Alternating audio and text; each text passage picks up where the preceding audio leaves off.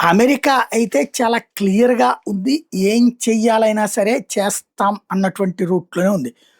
తాజాగా హార్ముజ్‌లో ప్రయాణించే నౌకల నుంచి టోల్ వసూళ్లను ప్రారంభించినట్టు ఓ పక్కన Iran parliament deputy speaker Hamid Reza ప్రకటించారు. తొలిసారిగా ఓ నౌక నుంచి వసూలు చేసిన $20,00,000 తన సెంట్రల్ బ్యాంక్ ఖాతాలో జమ చేసినట్టు ఎక్స్‌లో పేర్కొన్నాడు.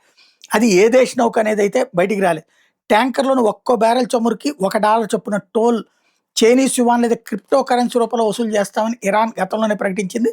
ఈ నేపథ్యంలో ఇది కాస్త సీరియస్‌గా నడుస్తోంది. మరొక వైపున అమెరికా అయితే క్లియర్‌గా రాబోయేటటువంటి రోజులలో ఇరాన్ దిగ్బంధాన్ని కొనసాగించడం తప్ప మరొక కాన్సెప్టే లేదని తేల్చి చెప్తోంది. ఇటు వీళ్ళైతే ఖచ్చితంగా మీరు గనక మాది క్లియర్ చేయకపోతే కేబుల్‌లు కట్ చేస్తాం, లేకపోతే అది చేస్తాం, ఇది చేస్తాం అని చెప్తున్నారు. Very simple. అమెరికా ఇరాన్‌ని ఆర్థిక దిగ్బంధనం చేయడం ద్వారా హార్ముజ్ జలసంధిని దిగ్బంధించి సంపాదిద్దామని ఇరాన్ అనుకుంటే, ఇరాన్‌ని దిగ్బంధించడం ద్వారా ఆర్థికంగా సంక్షోభంలోకి నెట్టేటటువంటి పనిని అమెరికా చేస్తోంది. అదొక రకమైన యుద్ధం అన్నమాట.